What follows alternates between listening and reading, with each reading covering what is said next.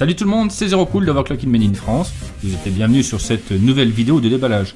Aujourd'hui, avec Control Fix, nous allons vous montrer le déballage d'une alimentation de la marque Cooler Master. Il s'agit de la V1200 Platinum. Nous sommes donc sur du haut de gamme, mais comme d'habitude, avant toute chose, nous allons voir la boîte.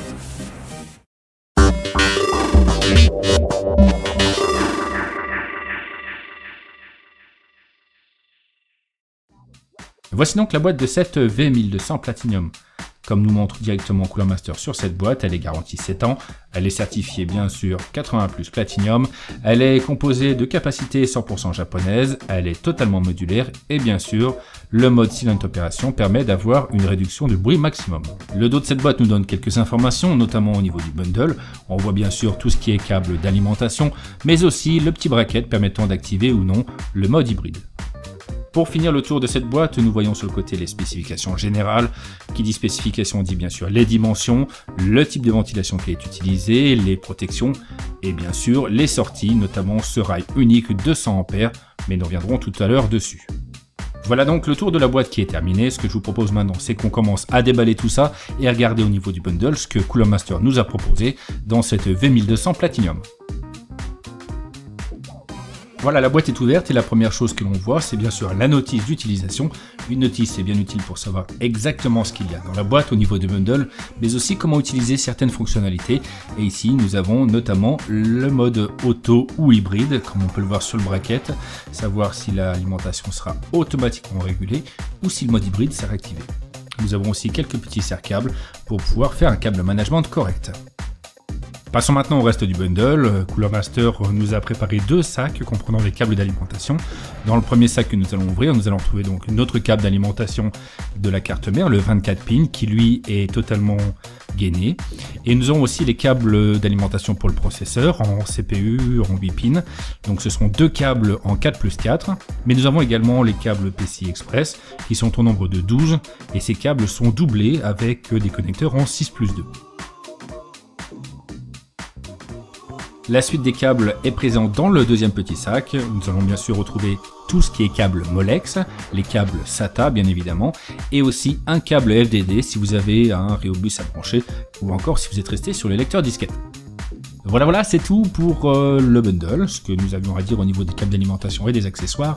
Nous allons passer maintenant au bloc d'alimentation en lui-même, mais avant tout comme d'habitude, jingle.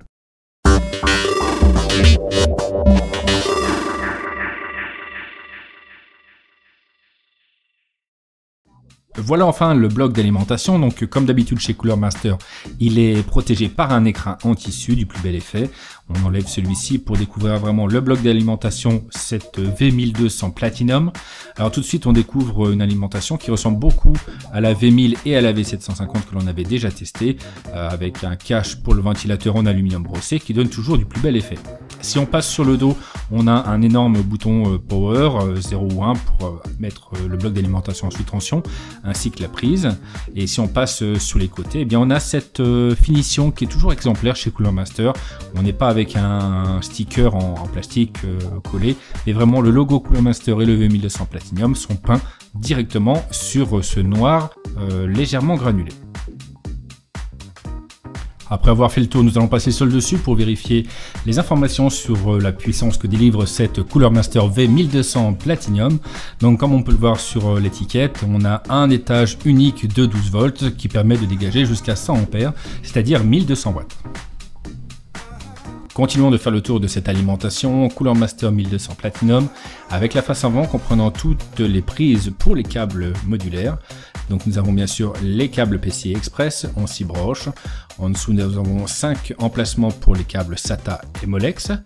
Tout en haut à droite nous avons bien sûr les désemplacements pour les 8 pins pour le CPU, donc c'est du 2+2. Et bien sûr en dessous les deux connecteurs pour le 24 pins pour l'alimentation de la carte mère. On continue en revenant sur la face supérieure comprenant la ventilation.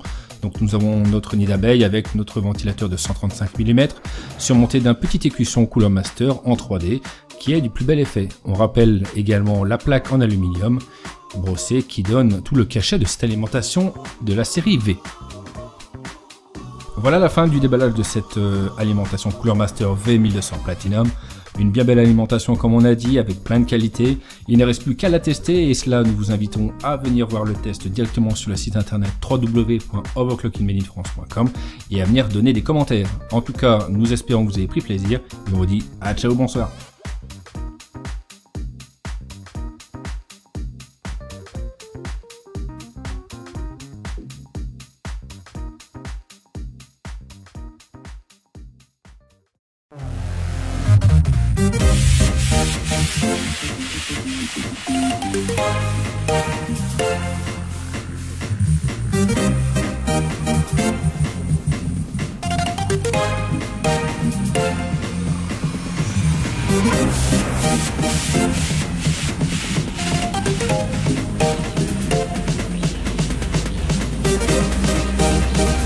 Round one. Oh.